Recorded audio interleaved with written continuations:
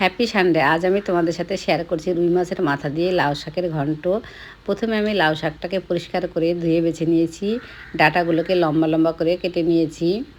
দুটো আলুও লম্বা লম্বা করে কেটে নিয়েছি। এখানে আমি এক আটি মতো লাউ শাক নিয়েছিলাম। মাছের মাথাটাকে পরিষ্কার করে ধুয়ে নুন হলুদ মেখে নিয়েছি। কড়াতে পরিমাণ মতন সর্ষের তেল গরম করে নিয়েছি।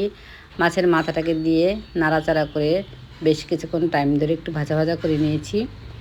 ওই তেলের মধ্যেই আলুগুলোকে দিয়ে একটু কষিয়ে নিয়েছি। কষানো হয়ে এলে ডাঁটাগুলোকে দিয়েও আরও একটু কষিয়ে নিয়েছি।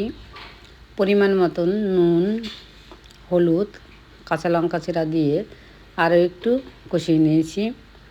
ভালোভাবে কষানো হয়ে গেলে পরিমাণ মতন গরম জলও দিয়ে দিয়েছি।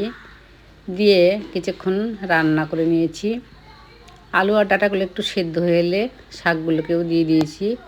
দিয়ে 2-3 মিনিট মতো ফুটিয়ে নিয়ে মাছের মাথাটাকে দিয়ে আরও 2-1 মিনিট মতো ফুটিয়ে নিয়ে নামিয়ে নিয়েছি। এবারে কড়াতে তেল গরম করে অল্প একটু কালো জিরে ফোড়ন দিয়ে লাউ শাক আর মাছের মাথার ঝোলটাকে দিয়ে দিয়েছি। দিয়ে 1 চামচ মতো ভাজা জিরে গুঁড়ো দিয়ে নাড়াচাড়া করে নামিয়ে নিয়েছি। তাহলেই রেডি আমার লাউ শাক দিয়ে মাছের মুড়োর ঘন্ট। এরকম একটা রেসিপি থাকলে কিচ্ছু লাগে না, জাস্ট জমে যায়। তোমরা সবাই ট্রাই করে জানিও কেমন লাগলো। আজ এখানেই শেষ করছি, এরপরে নিয়ে আসবো অন্য কোনো ভিডিও।